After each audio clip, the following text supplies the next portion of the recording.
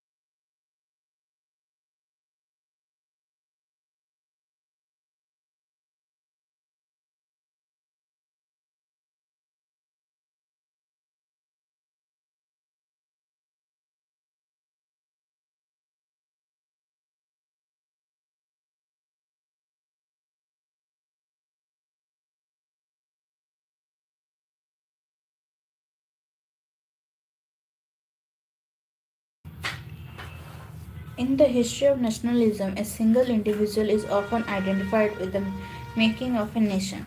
Thus, for example, we associate Garibaldi with the making of Italy, George Washington with American War of Independence, and Ho Chi Minh with the struggle to free Vietnam from colonial rule. In the same manner, Mahatma Gandhi has been regarded as the father of the Indian nation. Insofar as Gandhiji was most influential and revered of all the leaders who participated in the freedom struggle, the characterization is not misplaced. However, like Washington or Ho Chi Minh, Mahatma Gandhi's political career was shaped and constrained by the society in which he lived. For individuals, even great ones are made by history even as they make history. This chapter analyzes Gandhiji's activities in India during the crucial period 1915 to 1948. It explores his interactions with different sections of the Indian society and the popular struggles that he inspired and led.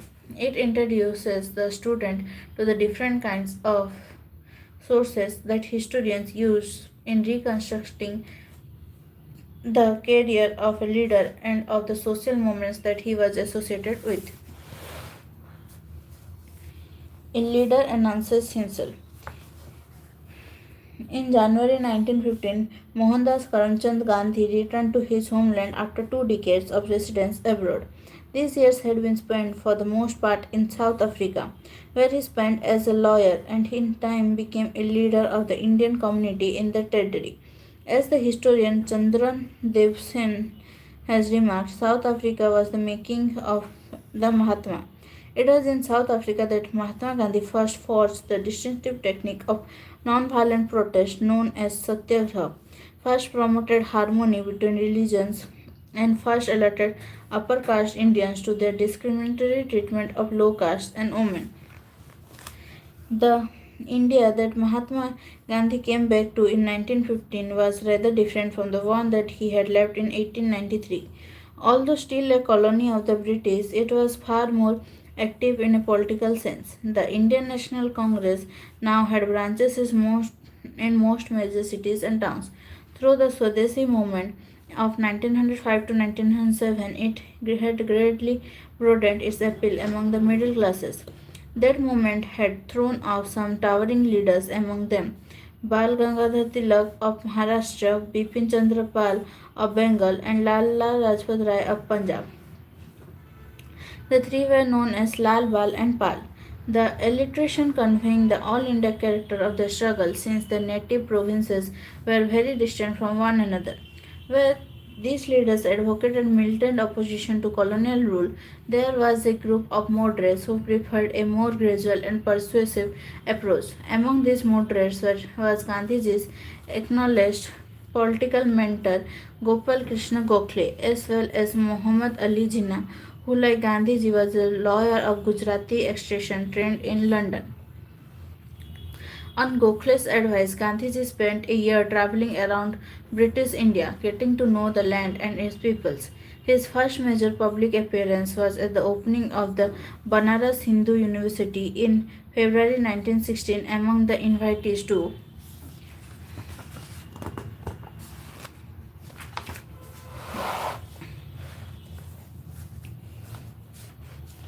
this event were the princes and philanthropists whose donation had contributed to the founding of the BHU. Also present were important leaders of the Congress such as Annie Besant. Compared to these dignitaries, Gandhiji was relatively unknown. He had been invited on account of his work in South Africa rather than his status within India. When his turn came to speak, Gandhiji charged the Indian elite with a lack of concern for the labouring poor. The opening of the BHU, he said, was certainly a most gorgeous show, but he worried about the contrast between the richly bedecked noblemen present and millions of the poor Indians who were absent. Gandhiji told the privileged invitees that there is no salvation for India unless you strip yourself of this jewelry and hold it in trust for your countrymen in India. There can be no spirit of self government about us. He went on, if we take away or allow others to take away from the peasants almost the whole of the results of their labor, our salvation can only come through the farmer. Neither the lawyers, nor the doctors, nor the rich landlords are going to secure it. The opening of the BHU was an occasion for celebration, marking as it did the opening of a nationalist university sustained by Indian money and Indian initiative. But rather than adopt a tone of self congratulation, Gandhiji chose instead to remind those present of the peasants and workers, who constituted a majority of the Indian population, yet were unrepresented in the audience.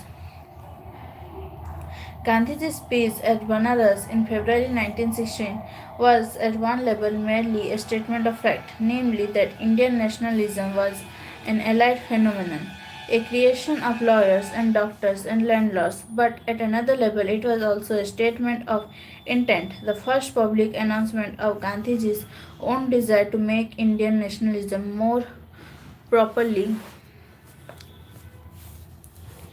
representative of the Indian people as a whole. In the last month of that year, Gandhiji was presented with an opportunity to put his prospects into practice. At the annual congress held in Lucknow in December 1916, he was approached by a peasant from Champaran in Bihar who told him about the harsh treatment of peasants by British indigo planters, the making and unmaking of non-cooperation. Mahatma Gandhi was to spend much of 1917 in Champaran, seeking to obtain for the peasants securely to obtain as well as the freedom to cultivate the crops of their choice. The following year, 1918, Gandhiji was involved in two campaigns in his home state of Gujarat. First, he intervened in a labor dispute in Ahmedabad, demanding better working conditions for the textile mill workers. Then he joined peasants in Kheda in asking the state for the remission of taxes following the failure of their harvest. These initiatives in Champaran, Ahmedabad, and Kheda marked Gandhiji out as a nationalist with a deep sympathy for the poor. At the same time, these were all localized struggles. Then in 1919, the colonial rulers delivered into Gandhiji's lap an issue from which he could not construct a much wider movement. During the Great War of 1914 to 18, the British had instituted censorship of the press and permitted detention without trial. Now, on the recommendation of a committee chaired by Sir Sidney Rowlett, these tough measures were continued. In response, Gandhiji called for a countrywide campaign against the Rowlett Act. In towns across North and West India, life came to a standstill as shops shut down and schools closed in response to the Bandh call. The protests were particularly intense in the Punjab, where many men had served on the British side in the war. Expecting to be rewarded for their service Instead, they were given the Rowlatt Act. Gandhiji was detained while proceeding to Punjab, even as the prominent local congressmen were arrested. The situation in the province grew progressively more tense, reaching a bloody climax in Amritsar in April 1919, when a British brigadier ordered his troops to open fire on a nationalist meeting. More More than 400 people were killed in what to be known as the Jallianwala Bagh massacre. It was the Rowlatt Satyagraha that made Gandhiji a true national leader. Emboldened by its success, Gandhiji called for a campaign of non-cooperation with British rule. Indians who wished colonialism to end were asked to stop attending schools, colleges, and law courts and not pay taxes. In sum, they were asked to adhere to a renunciation of all voluntary association with the British government. If non-cooperation was effectively carried out, said Gandhiji, India would win Swaraj within a year. To further broaden the struggle, he joined hands with the Khilafat movement that sought to restore the Caliphate, a symbol of pan-Islamism, which had recently been abolished by the Turkish ruler Kemal Ataturk.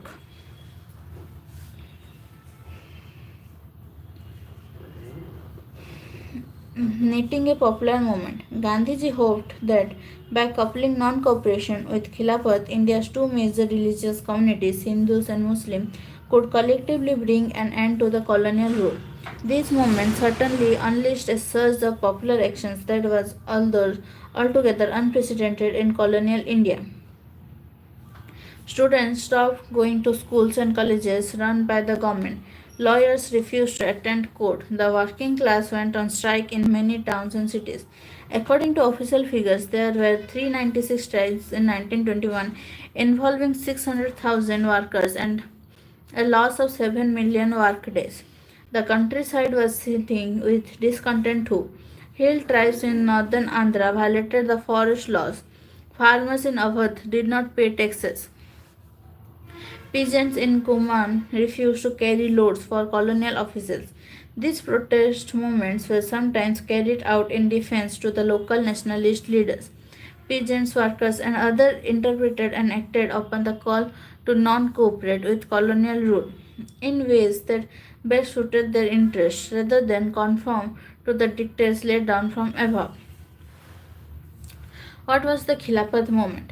The Khilafat movement was a movement of Indian Muslims led by Muhammad Ali and Shaukat Ali that demanded the following: the Turkish Sultan or Khalifa must retain control over the Muslim sacred places in the erstwhile Ottoman Empire, the Jazirah ul Arab, Arabia, Syria, Iraq, Palestine, must remain under Muslim sovereignty, and the Khalifa must be left with sufficient territory to enable him to defend the Islamic faith.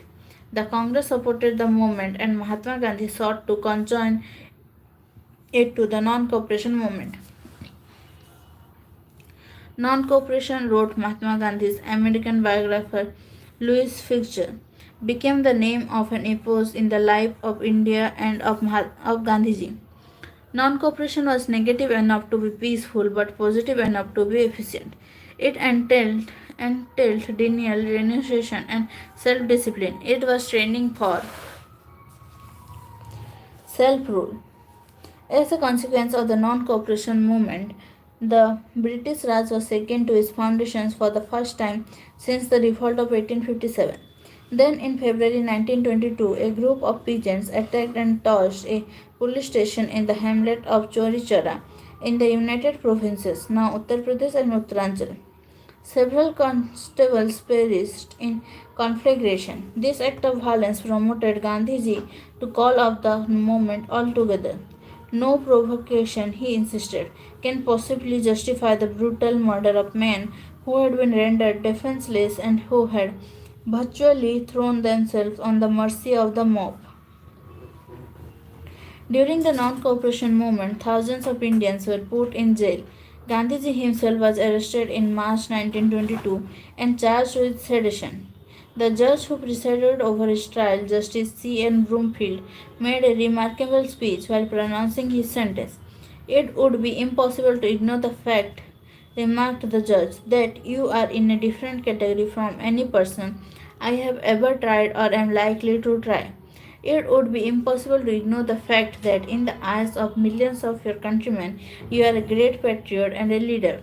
Even those who differ from you in politics look upon you as a man of high ideals and of even saintly life. Since Gandhiji had violated the law, it was obligatory for the bench to sentence him to 6 years imprisonment. But, said Judge Broomfield, if the course of events in India should make it possible for the government to reduce the period and release you, no one will be better pleased than I. A people's leader. By 1922, Gandhiji had transformed Indian nationalism, thereby renewing the promise he made in his BHU speech of February 1916. It was no longer a movement of professionals and intellectuals. Now, hundreds of thousands of peasants, workers, and artisans also participated in it. Many of them venerated Gandhiji, referring to him as their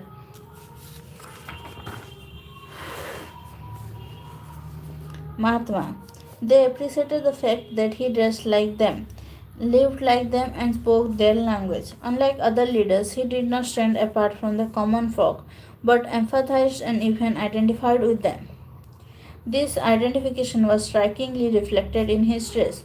While other nationalist leaders dressed formally, wearing a western suit or an Indian bandgala, Gandhiji went among the people in a simple dhoti or loin cloth. Meanwhile, he spent part of each day working on the charkha spinning wheel and encouraged other nationalists to do likewise. The act of spinning allowed Gandhiji to break the boundaries that prevailed within the traditional caste system between mental labor and manual labor.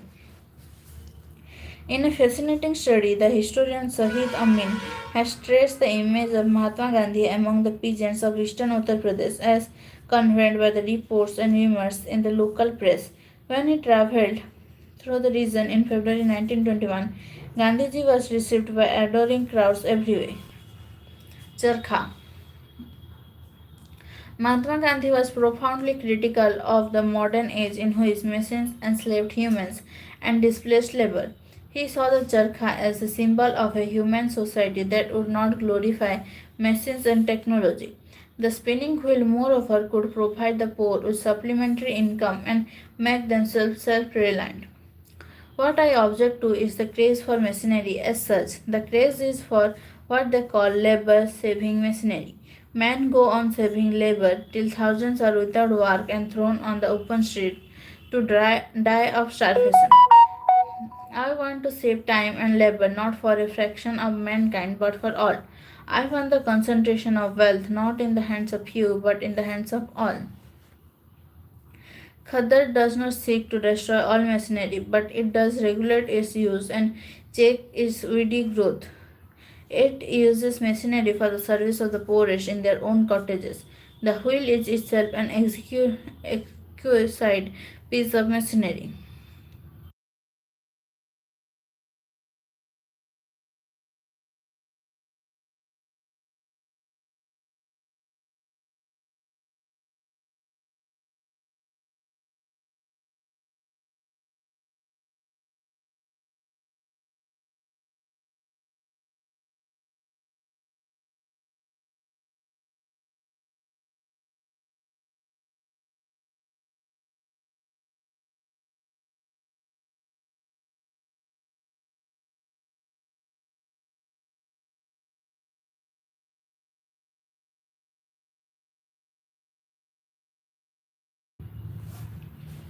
This is how a Hindi newspaper in Gorakhpur reported the atmosphere during his speeches. At Bhatni, Gandhiji addressed the local public and then the train started for Gorakhpur. There were not less than 15,000 to 20,000 people at the Nunkhar, Deoria, Gori Bazar, Chori Chara, and Kusmi stations. Mahatma Ji was very pleased to witness the scene at Kusmi, as despite the fact that the station is in the middle of a jungle, there were not less than 10,000 people here. Some overcome with their love were seen to be crying. At Deoria, people wanted to give aid donations to Gandhiji, but he asked them to give this at Gorakhpur, but at Chori Chora, one Marwari gentleman managed to hand over something to him. Then there was no stopping. A seat was spread and currency notes and coins started raining. It was a sight. Outside the Gorakhpur station, the Mahatma was stood on a high carriage and people had a good darshan of him for a couple of minutes. Wherever Gandhiji went, rumors spread of his miraculous power. In some places, it was said that he had been sent by the king to redress the grievances of the farmers, and that he had the power to overrule all local officials. In other places, it was claimed that Gandhiji's power was superior to that of the English monarch, and that with his arrival, the colonial rulers would flee the district. There were also stories reporting dire consequences for those who opposed him. Rumors spread of how villagers who criticized Gandhiji found their houses mysteriously falling apart or their crops failing. The miraculous and the unbelievable. Local newspapers in the United Provinces recorded many of the rumors that circulated at that time. There were rumors that every person who wanted to test the power of the Mahatma had been surprised. Sikandar Sahu from a village in Basti said on 15 February that he would believe in the Mahatma Ji when the karaha, boiling pan full of sugar cane juice in his kharkhana where gur was produced, split into two. Immediately the khara actually split into two from the middle. A cultivator in Azamgarh said that he would believe in Mahatma Ji's authenticity if sesame sprouted on his field planted with wheat. Next day, all the wheat in that field became sesame.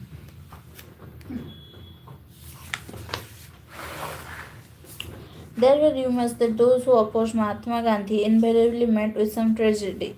A gentleman from Gorakhpur city questioned the need to ply the charkha. His house caught fire. In April 1921, some people were gambling in a village of Uttar Pradesh. Someone told them to stop. Only one from amongst the group refused to stop and abused Gandhiji. The next day, his goat was bitten by four of his own dogs.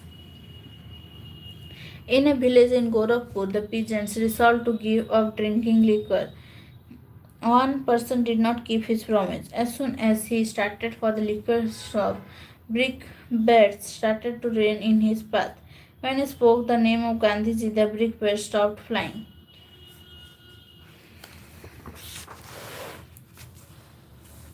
Known variously as Gandhi Baba, Gandhi Maharaj, or simply as Mahatma, Gandhiji appeared to the Indian peasants as a savior who would rescue them from high taxes and oppressive officials and restore dignity and autonomy to their lives.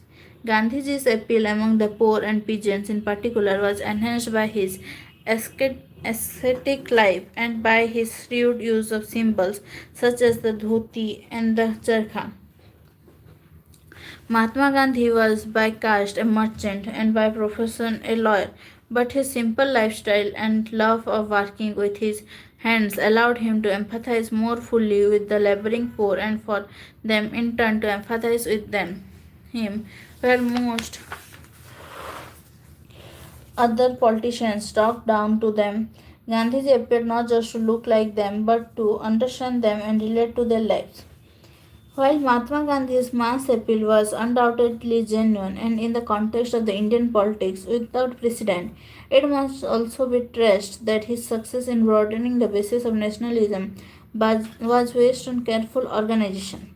New branches of the Congress were set up in various parts of India. A series of Praja Mandals were established to promote the nationalist creed in the princely states. Gandhiji encouraged the communications of the nationalist messages in the mother tongue rather than in the language of the rulers, English. Thus, thus the provincial committees of the Congress were based on linguistic regions rather than on artificial boundaries of British India. In these different ways, nationalism was taken to the farthest corner of the country and embraced by social groups previously untouched by it. By now, among the supporters of the Congress were some very prosperous businessmen and industrialists.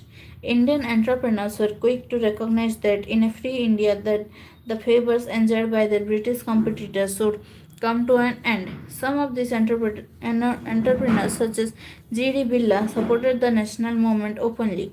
Others did so tactfully. Thus, among Gandhiji's admirers were both poor peasants and rich industrialists. Although the reasons why peasants followed Gandhiji were somewhat different from and perhaps opposed to the reasons of the industrialists. While Mahatma Gandhi's own role was vital, the growth of what we might call Gandhian nationalism also depended to a very substantial extent on his followers. Between 1917 and 1922, a group of highly talented Indians attached themselves to Gandhiji. They included Mahadev Desai, Vallabhbhai Patel, J.B. Kripalani, Subhash Chandra Bose, Abul Kalam Azad, Jawaharlal Nehru, Sarojini Naidu, Gobind Vallabh Pant, and C. Raja Gopalachari. Notably, these close associates of Gandhiji came from different regions as well as different religious traditions. In turn, they inspired countless other Indians to join the Congress and work for it. Mahatma Gandhi was released from prison in February 1924 and now chose to devote his attention to the promotion of homespun cloth, khadi, and the abolition of untouchability. For Gandhiji was as much a social reformer as he was a politician. He believed that in order to be worthy of freedom, Indians had to get rid of social evils such as child marriage and untouchability.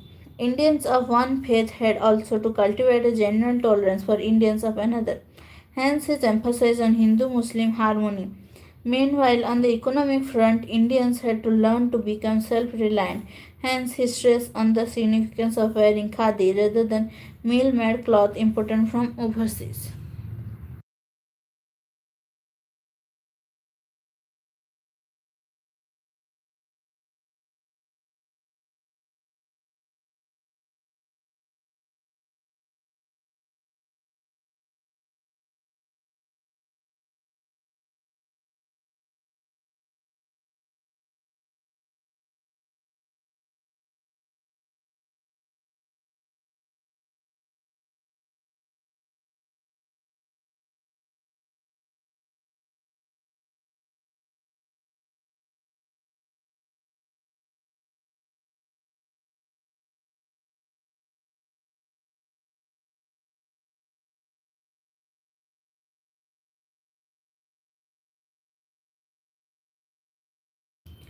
The Salt Satyagraha, a case study. For several years after the non cooperation movement ended, Mahatma Gandhi focused on his social reform work. In 1928, however, he began to think of re entering politics. That year, there was an all India campaign in opposition to the all white Simon Commission sent from England to inquire into conditions in the colony.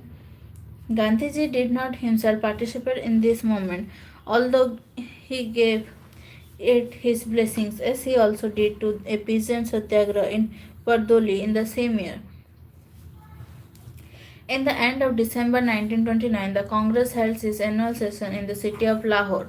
The meeting was significant for two things: the election of Jawaharlal Nehru as president, signifying the passing of the baton of leadership to the younger generation, and the proclamation of commitment to Purna Swaraj, or complete independence. Now the pace of politics picked up once more. On 26 January 1930, Independence Day was observed with the national flag being hosted in different venues and patriotic songs being sung.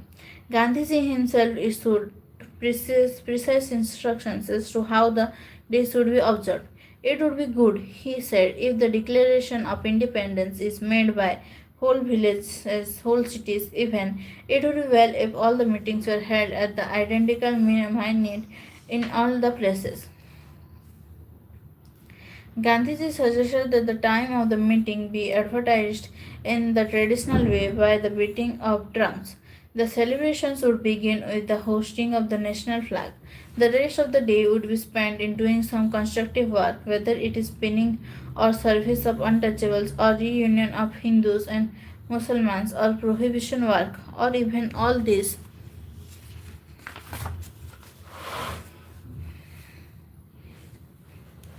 together, which is not possible. Participants would take a place affirming that it was the inalienable right of the Indian people as of any other people to have freedom and to enjoy the fruits of their toil, and that if any government deprives a people of these rights and oppresses them, the people have a further right to alter or abolish it. Dandi. Soon after the observance of this Independence Day, Mahatma Gandhi announced that he would lead a march to break one of the most widely disliked laws in British India, which gave the state a monopoly in the manufacture and sale of salt. His speaking on the salt monopoly was another illustration of Gandhiji's tactical wisdom. For in every Indian household, salt was indispensable, yet people were forbidden from making salt even for domestic use, compelling them to buy it from shops at higher price. The state monopoly over salt was deeply unpopular. By making it his target, Gandhiji hoped to mobilize a wider discontent against British rule.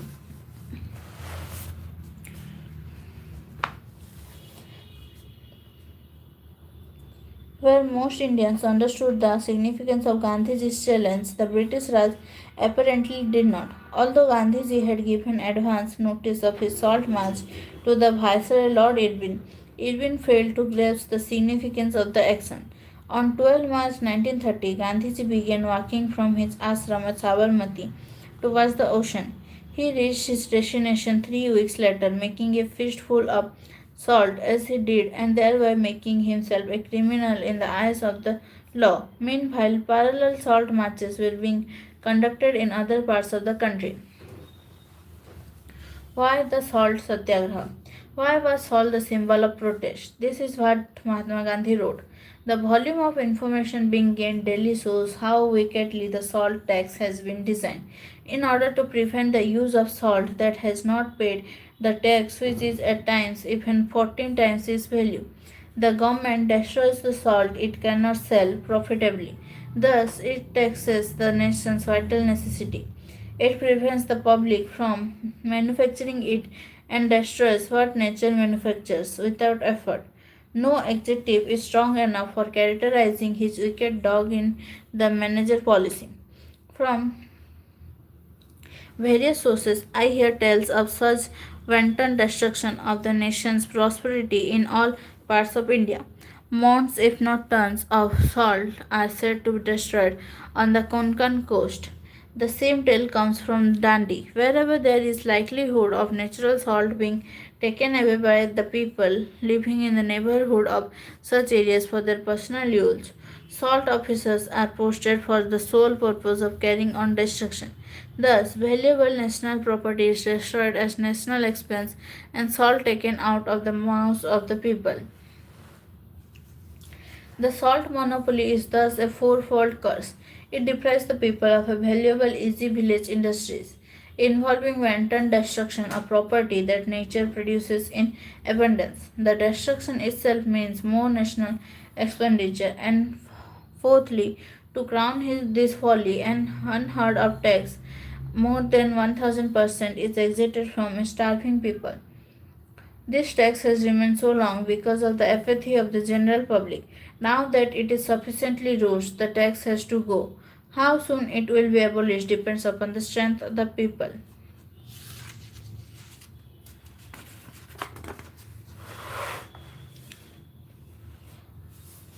Tomorrow we shall break the salt law. On 5 April 1930, Mahatma Gandhi spoke at Dandi. When I left Sabarmati with my companions for the seaside hamlet of Dandi, I was not certain in my mind that we would be allowed to reach this place. Even while I was at Sabarmati, there was a rumor that I might be arrested. I had thought that the government might perhaps let my party come as far as Dandi, but not me, certainly. If someone says that this betrays imperfect faith on my part, I shall not deny the charge. That I have reached here is in no small measure due to the power of peace and non-violence. That power is universally felt. The government may, if it wishes, congratulate itself on acting as it has done, for it could have arrested every one of us In saying that it did not have the courage to arrest his army of peace, we praise it. It felt ashamed to arrest such an army. He is a civilized man who feels ashamed to do anything which his neighbors would disapprove. The government deserves to be congratulated on not arresting us, even if it desisted only from the fear of world opinion. Tomorrow we shall break the salt tax law. Whether the government will tolerate that is a different question. It may not tolerate it, but it deserved congratulations on the patience and forbearance it had displayed in regard to this party. What if I and all the eminent leaders in Gujarat and in the rest of the country are arrested? This movement is based on the faith that when a whole nation is roused and on the march, no leader is necessary. As with non-cooperation, apart from the officially sanctioned nationalist campaign, there were numerous other streams of protest. Across large parts of India, peasants preached the hated colonial forest law that kept them and their cattle out of the woods in which they had once roamed freely. In some towns, factory workers went on strike, while lawyers boycotted British courts and students refused to attend government-run educational institutions. As in 1920 to 22, now through Gandhiji's call had encouraged Indians of all classes to make manifest their own discontent with colonial rule. The rulers responded by detaining the dissenters. In the wake of the Salt March, nearly 60,000 Indians were arrested, among them of course, Gandhiji himself. The progress of Gandhiji's march to the seashore can be traced from the secret reports filed by the police officials deputed to monitor his movements. These reproduce the speeches he gave at the villages en route, in which he called upon local officials to renounce government employment and join the freedom struggle. In one village,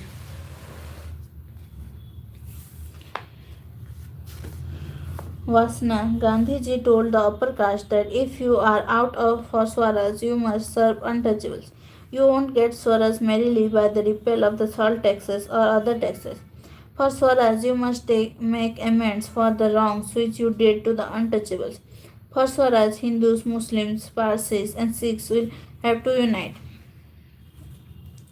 These are the steps towards Swaraj. The police spies reported that Gandhiji's meetings were very well attended by villagers of all castes and by women as well as men.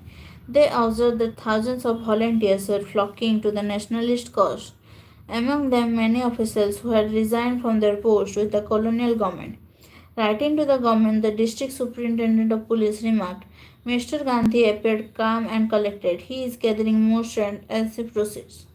The progress of the Salt March can also be traced from another source, the American news magazine Time. This, to begin with, countered Gandhiji's looks, writing with disdain of his spindly frame and his spidery loins. Thus, in his first report on the march, Time was deeply skeptical of the salt march reaching its destination. It claimed that Gandhiji sank to the ground at the end of the second day's walking. The magazine did not believe that the emaciated saint would be physically able to go much further. But within a week, it had changed his mind. The massive popular following that the march had garnered, wrote Time, had made the British rulers desperately anxious. Gandhiji himself, they know,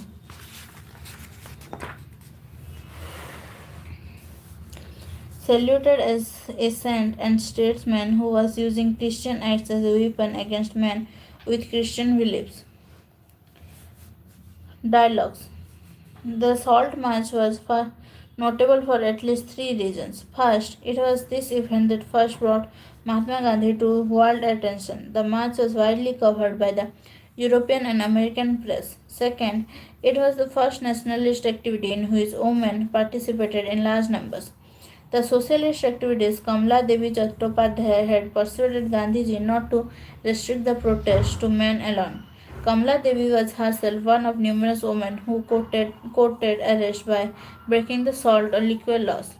Third, and perhaps most significant, it was the Salt March which forced upon the British the realization that their Raj would not last forever and that they would have to devolve some power to the Indians. To that end, the British government convened a series of roundtable conferences in London. The first meeting was held in November 1930, but without the preeminent political leader in India, thus rendering it an exercise in futility. Gandhiji was released from jail in January 1931 and the following month had several long meetings with the Viceroy. This culminated in what was called the Gandhi-Irwin Pact, by the terms of which civil disobedience would be called off, all prisoners released, and salt manufacture allowed along the coast. The pact was criticized by radical nationalist, for Gandhiji was unable to obtain from Viceroy a commitment to political independence for Indians. He could obtain merely an assurance of talks towards that possible end. The problem was separate electors. At the Round Table Conference, Mahatma Gandhi stated his arguments against separate electors for the repressed class. Separate electors to the untouchable will ensure them bondage in perpetuity. Do you want the untouchables to remain untouchables forever? Well, the separate electors would perpetuate the stigma. What is needed is destruction of untouchability. And when you have done it, the basesters which has been imposed by an insolent superior class upon an inferior class will be destroyed. When you have destroyed the basesters, to whom will you give the separate electors? A second roundtable conference was held in London in the latter part of 1931. Here Gandhiji represented the Congress. However, his claims that his party represented all of India came under challenge from three parties. From the Muslim League, which claimed to stand for the interests of the Muslim minority, from the princes, who claimed that the Congress had no stake in their territories, and from the brilliant lawyer and thinker B.R. Ambedkar, who argued that Gandhiji and the Congress did not really represent the lowest caste. The conference in London was inconclusive, so Gandhiji returned to India and resumed civil disobedience. The new Viceroy, Lord Willingdon, was deeply unsympathetic to the Indian leader. In a private letter to his sister, Willingdon wrote, "It's a beautiful world if it wasn't not for Gandhi. At the bottom of every move he makes, which he always says is inspired by God, one discovers the political maneuver. I see the American press is saying what a wonderful man he is, but the fact is that we live in the midst of very unpractical, mystical, and superstitious folk who look upon Gandhi as something holy." In 1935, however, a new Government of India Act promised some form of representative government. 2 years later, in an election held on the basis of a restricted franchise, the Congress won a comprehensive victory.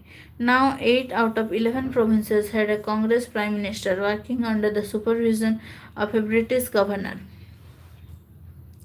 In September 1939, 2 years after the Congress ministers assumed office, the Second World War broke out.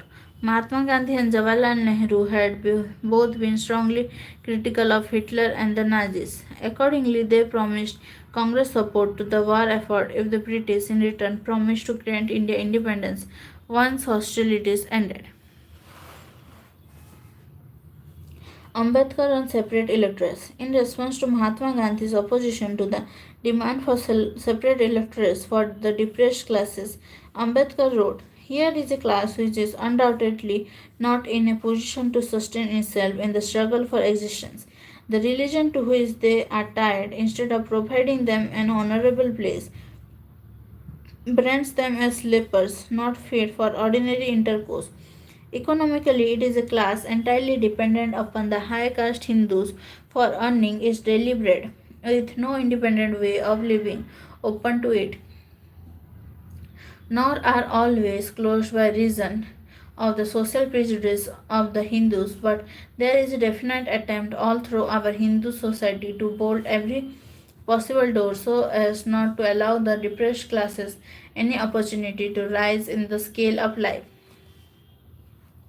In these circumstances, it would be granted by all fair minded persons that as the only path of a community so handicapped to succeed in the struggle for life against organized tyranny, some share of political power in order that it may protect itself is a paramount necessity.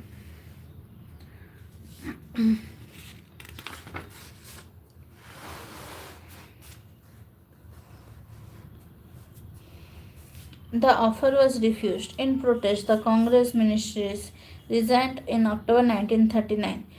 Through 1940 and 1941, the Congress organized a series of individual satyagrahas to pressure the rulers to promise freedom once the war had ended. Meanwhile, in March 1940, the Muslim League passed a resolution demanding a measure of autonomy for the Muslim majority areas of the subcontinent. The political landscape was now becoming complicated. It was no longer Indians versus the British. Rather, it had become a three-way struggle between the Congress, the Muslim League, and the British. At this time, Britain had an all-party government whose Labour members were sympathetic to Indian aspiration, but whose conservative Prime Minister Winston Churchill was a die-hard imperialist who insisted that he had not been appointed the King's First Minister in order to preside over the liquidation of the British Empire. In the spring of 1942, Churchill was persuaded to send one of his ministers, Sir Stafford Cripps, to India to try and force a compromise with Gandhiji and the Congress. Talks broke down, however, after the Congress insisted that if it was to help the British defend India from the Axis power, then the Viceroy had first to appoint an Indian as the defense member of his executive council.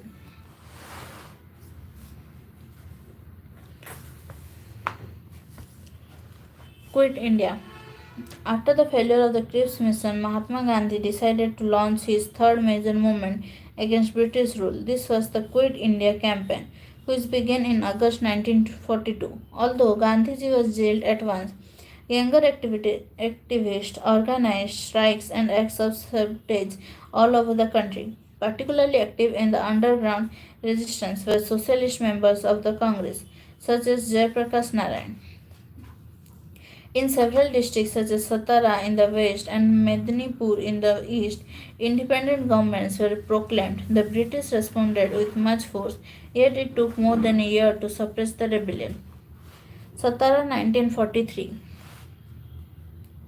From the late 19th century, a non-Brahman movement which opposed the caste system and landlordism has developed in Maharashtra. This movement established links with the national movement by the 1930s.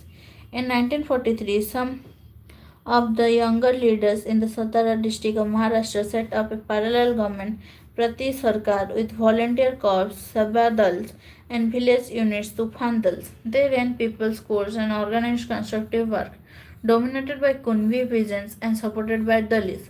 The Satara Prati Sarkars functioned till the elections of 1946, despite government repression and in the later stages Congress disapproval. Quit India was generally a mass movement, bringing into its empire hundreds of thousands of ordinary Indians. It especially energized the young who, in very large numbers, left their colleges to go to jail. However, while the Congress leaders languished in jail, Jinnah and his colleagues in the Muslim League worked patiently at expanding their influence. It was in these years that the League began to make a mark in the Punjab and Sindh provinces, where it had previously had scarcely any presence. In June 1944, with the end of the war in sight, Gandhiji was released from prison. Later that year,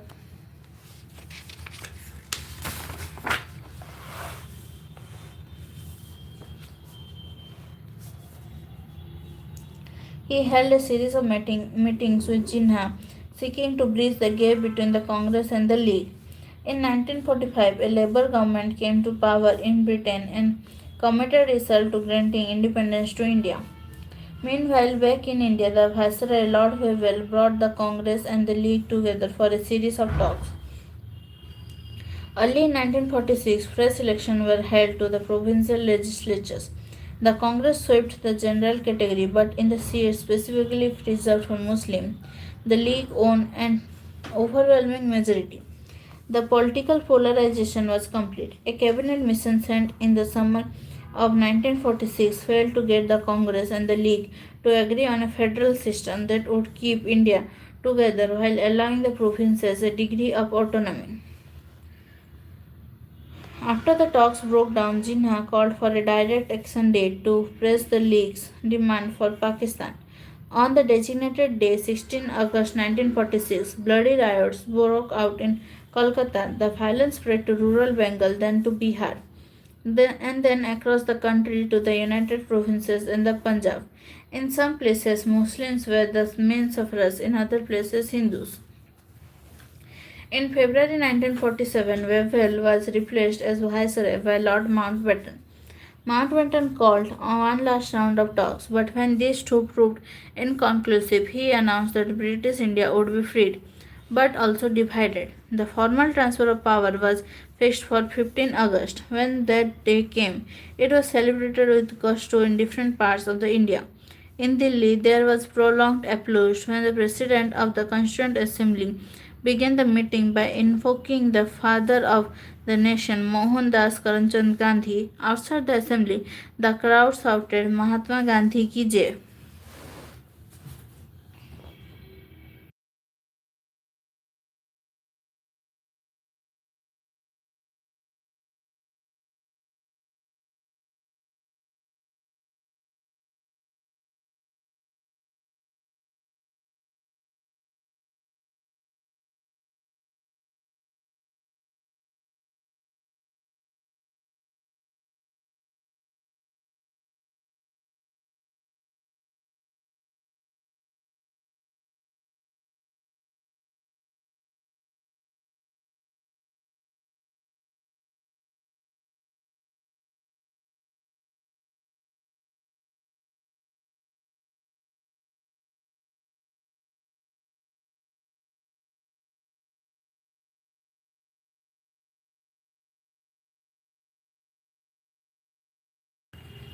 The last heroic days. As it happened, Mahatma Gandhi was not present at the festivities in the capital on 15 August 1947. He was in Kolkata, but he did not attend any function or hoist a flag there either. Gandhiji marked the day with a 24-hour fast. The freedom he had struggled so long for had come at an unacceptable price, with a nation divided and Hindus and Muslims at each other's throats. Through September and October, writes his biographer D.G. Tendulkar, Gandhiji went round hospitals and refugee camps giving consolation to distressed people. He appealed to the Sikhs, the Hindus, and the Muslims to forget the past and not to dwell on their sufferings, but to extend the right hand of fellowship to each other and to determine to live in peace. At the initiative of Gandhiji and Nehru, the Congress now passed a resolution on the rights to minorities. The party had never accepted the two nation theory, forced against its will to accept partition. It still believed that India is a land of many religions and many races, and must remain so. Whatever be the situation in Pakistan, India would be a democratic secular state where all citizens enjoy full rights and are equally entitled to the protection of the state, irrespective of the religion to which they belong. The Congress is to assure the minorities in India that it will continue to protect to the best of its ability the citizen rights against aggression. Many scholars have written of the months after independence as being Gandhiji's finest hour. After working to bring peace to Bengal, Gandhiji now shifted to Delhi from where he hoped to move on to the riot-torn districts of Punjab. While in the capital, his meetings were disrupted by refugees who objected to readings from the Koran or shouted slogans asking why he did not speak of the sufferings of those Hindus and Sikhs still living in Pakistan. In fact, as D.G. Tendulkar writes, Gandhiji was equally concerned with the sufferings of the minority community in Pakistan. He would have liked to be able to go to their succor, but with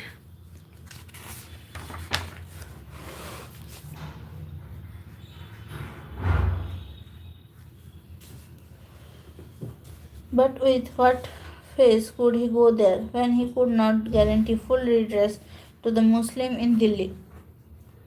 There was an attempt on Gandhiji's life on 20 January 1948, but he carried on undaunted. On 26 January, he spoke at his prayer meeting of how the day had been celebrated in the past as Independence Day.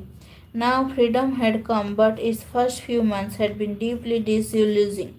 However, he trusted that the worst is over, that Indians would henceforth work collectively for the equality of all classes and creeds, never the domination and superiority of the major community over a minor, however significant it may be in number of influence. He also permitted himself the hope that though geographically and politically India is divided into two, at heart we shall ever be friends and brothers, helping and respecting one another and be one for the outside world. Gandhiji had fought a lifelong battle for a free and united India, and yet when the country was divided, he urged that the two parts respect and befriend one another.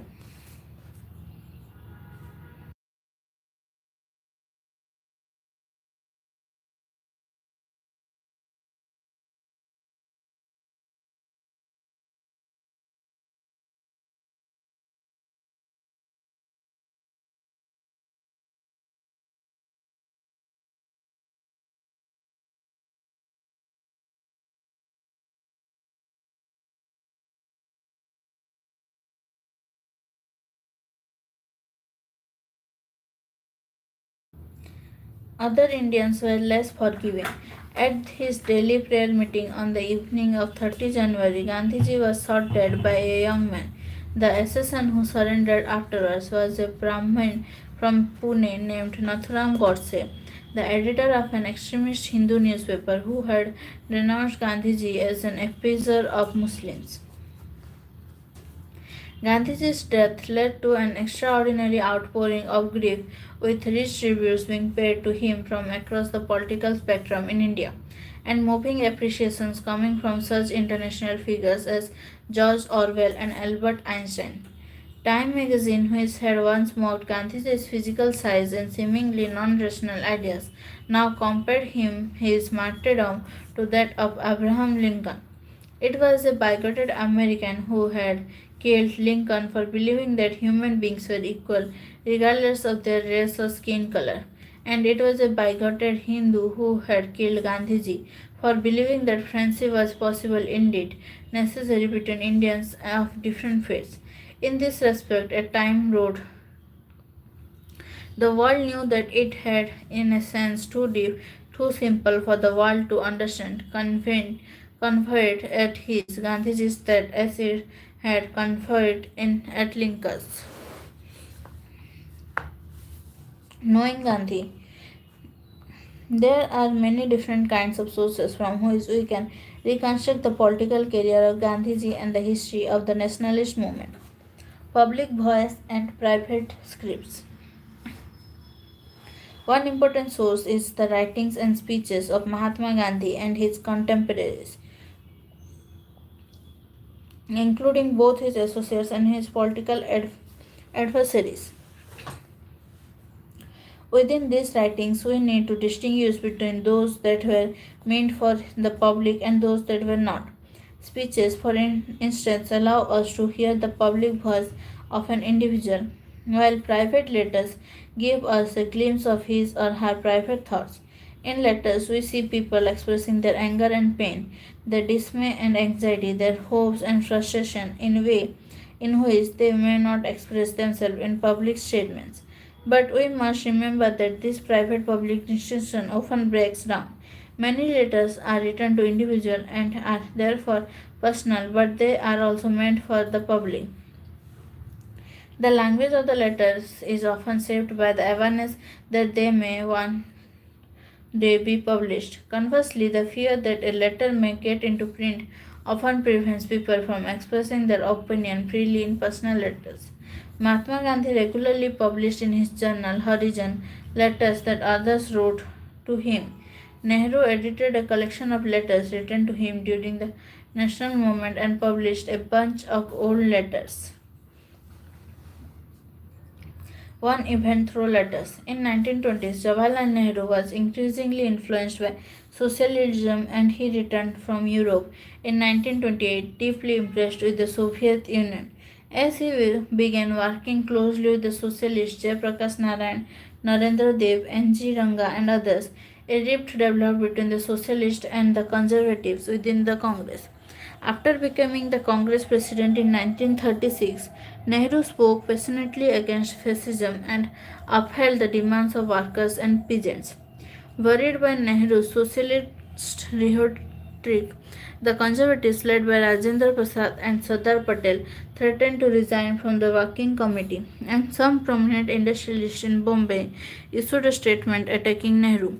Both Prasad and Nehru turned to Mahatma Gandhi and met him at his ashram at Vadda. The latter acted as the mediator, as he often did, restraining Nehru's radicalism and persuading Prasad and others to see the significance of Nehru's leadership. In a bunch of old letters, 1958, Nehru reprinted many of the letters that were exchanged at the time. Read the extras in the following pages.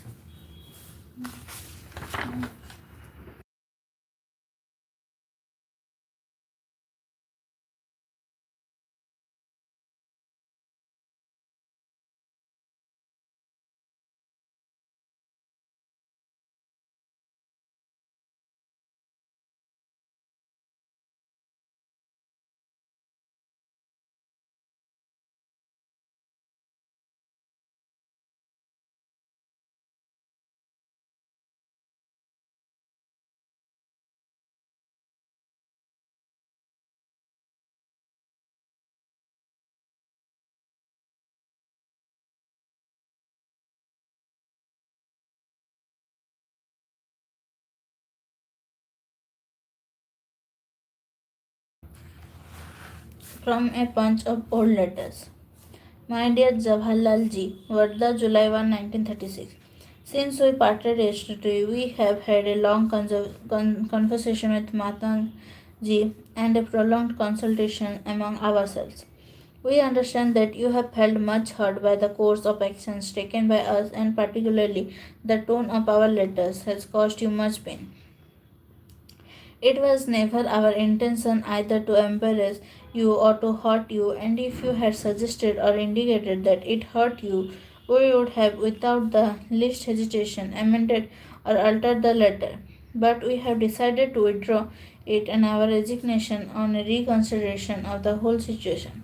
We have felt that in all your utterances, as published in the press, you have been speaking not so much on the General Congress program as on a topic which has not been accepted by the Congress, and in doing so, you have been acting more as the mouthpiece of the minority of our colleagues on the working committee, as also on the Congress, than the mouthpiece of the majority, which we expected you as Congress President to do.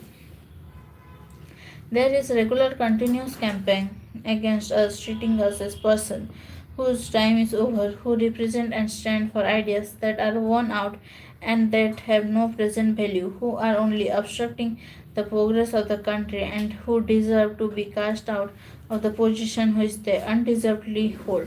We have felt that a great injustice has been and is being done to us by others, and we are not receiving the protection we are entitled from you as our colleagues and as our president. Yours sincerely, Rajendra Prasad. My dear Bapu, Allahabad, July 5, 1936. I arrived here last night. Ever since I left Varda, I have been feeling weak in body and troubled in mind. Since my return from Europe, I found that meetings of the working committee exhaust me greatly. They have a devitalizing effect on me, and I have almost the feeling of being older in years after every fresh experience. I am grateful to you for all the trouble you took in smoothing over matters and in helping to avoid a crisis. I read again Rajendra Babu's letter to me, the second one, and his formidable indictment of me. For however tenderly the fact may be stated, it amounts to this that I am an intolerable nuisance, and the very qualities I possess, a measure of ability, energy, earnestness, some personality which has a vague appeal, became dangerous, for they are harnessed to the wrong chariot, socialism. The conclusion from all this is obvious. I have written at length, both in my book and subsequently, about my present ideas. There is no lack of material for me to be judged. Those views are not casual, they are part of me, and thought I might change them on or vary them in future. So long as I hold them, I must give expression to them. Because I attach importance to a larger unity, I try to express them in the mildest way possible and more as an invitation to thought than as fixed conclusion. I saw no conflict in this approach and in anything that the Congress was doing. So far as the elections were concerned, I felt that my approach was a definite asset to us as it enthused the masses. But my approach, mild and vague as it was, is considered dangerous and harmful by my colleagues. I was even told that my laying stress always on the poverty and unemployment in India was unwise, or at any rate the way I did it was wrong. You told me that you intended using some kind of statement.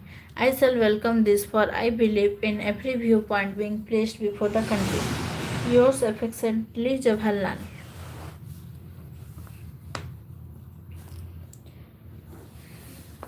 Segaon, July 15, 1936. Dear Jawaharlal, your letter is touching. You feel the most injured party. The fact is that your colleagues have lacked your courage and frankness. The result has been disastrous. I have always pleaded with them to speak to you freely and fearlessly, but having lacked the courage, whenever they have spoken, they have done it clumsily and you have felt irritated. I tell you, they have dreaded you because of your irritability and impatience with them. They have chafed under your rebukes and magistral manner, and above all your arrogation of what has appeared to them your infallibility and superior knowledge. They feel you have treated them with scant courtesy and never defended them from socialist ridicule and even misrepresentation. I have looked at the whole affair as a tragicomedy. I would therefore like you to look at the whole thing in a lighter vein. I suggested your name for the crown of thrones, presidency of the Congress. Keep it on, though the head be bruised. Resume your humor at the committee meetings. That is your most usual role, not that of careworn, irritable man ready to burst on the slightest occasion. How I wish you could telegraph me that on finishing my letter you felt as you were on that New Year's Day in Lahore when you were reported to have danced around the tricolour flag. You must give your throat a chance. Love, Bapu.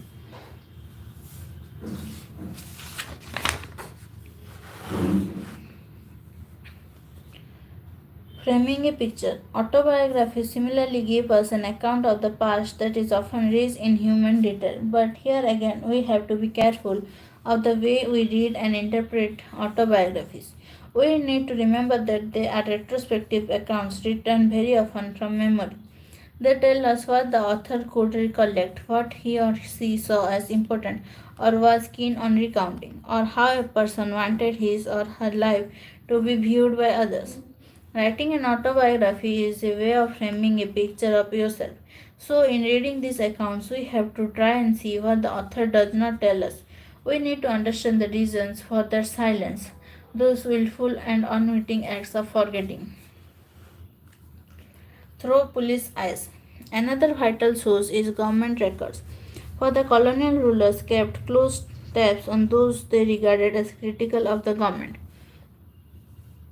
The letters and reports written by policemen and other officials were secret at the time, but now can be accessed in archives.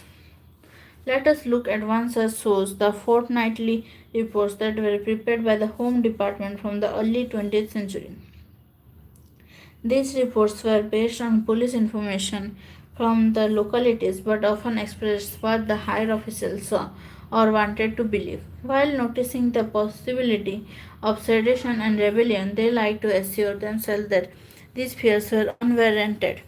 If you see the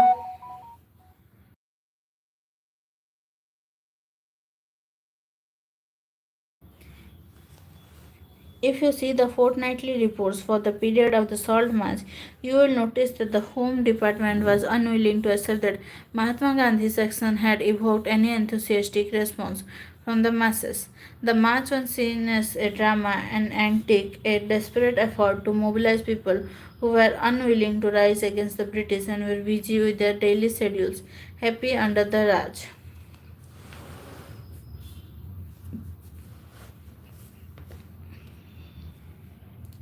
Fortnightly reports of the Home Department, confidential. For the first half of the March 1930, the rapid political developments in Gujarat are being closely watched here. To what extent and in what direction they will affect political conditions in this province, it is difficult to surmise at present. The peasantry is for the moment engaged in harvesting a good rabi. Students are preoccupied with their impending examination. Central provinces and Berar. The arrest of Mr. Vallabhbhai Patel caused little excitement except in Congress circles, but a meeting organized by the Nagpur Nagar Congress Committee to congratulate Gandhi on the start of his march was attended by a crowd of over 3,000 people at Nagpur.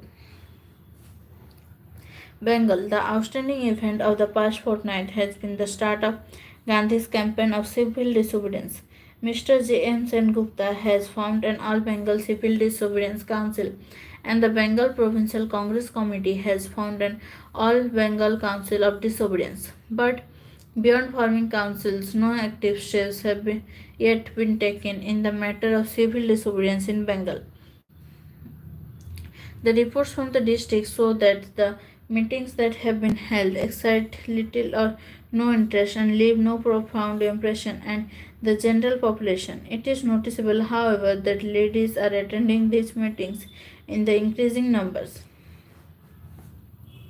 Bihar and Odisha.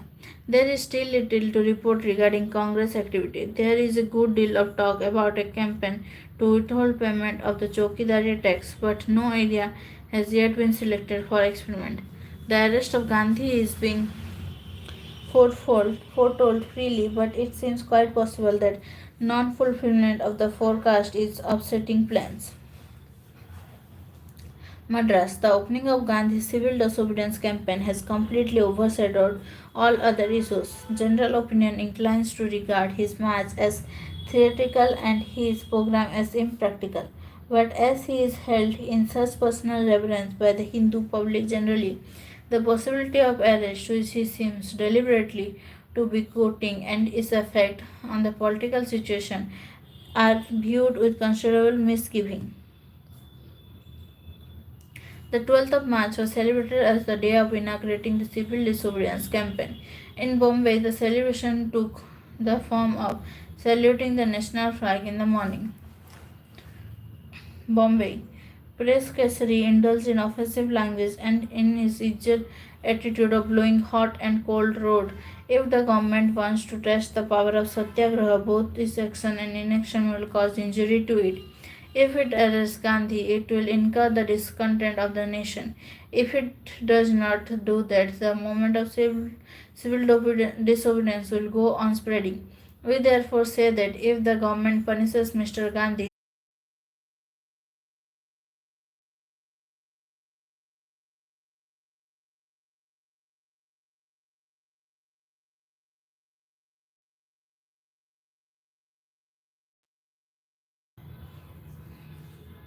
central provinces. In Jabalpur, Seth Govindas has attempted to manufacture chemical salt at a cost many times in excess of the market price of plain salt.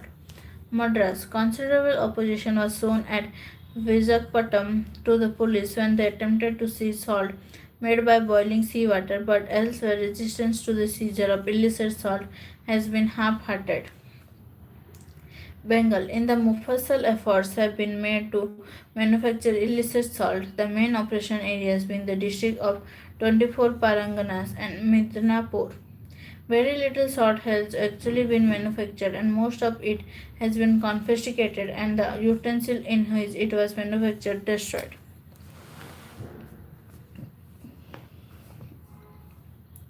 From newspapers.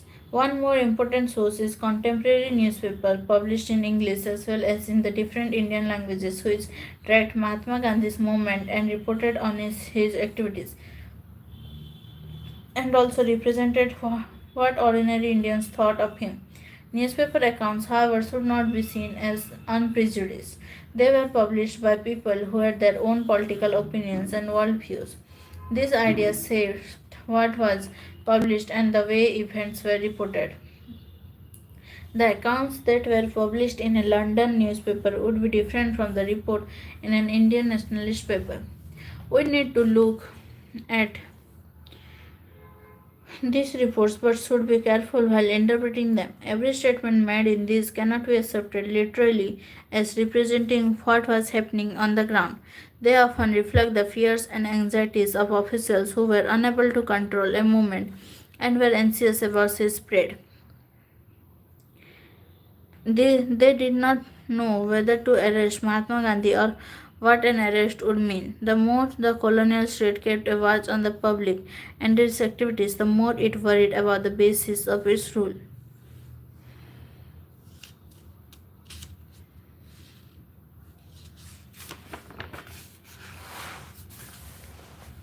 तो ये है इस chapter का timeline और ये है इस chapter का एक्सरसाइज और आज का चैप्टर हमारा यहीं पर ख़त्म होता है। डेली लाइव क्लास के लिए चैनल को सब्सक्राइब कर दीजिए और नोटिफिकेशन आइकन को क्लिक करना ना भूलें। और हमारा आज का सेशन यहीं तक था। Thank you, thanks for joining.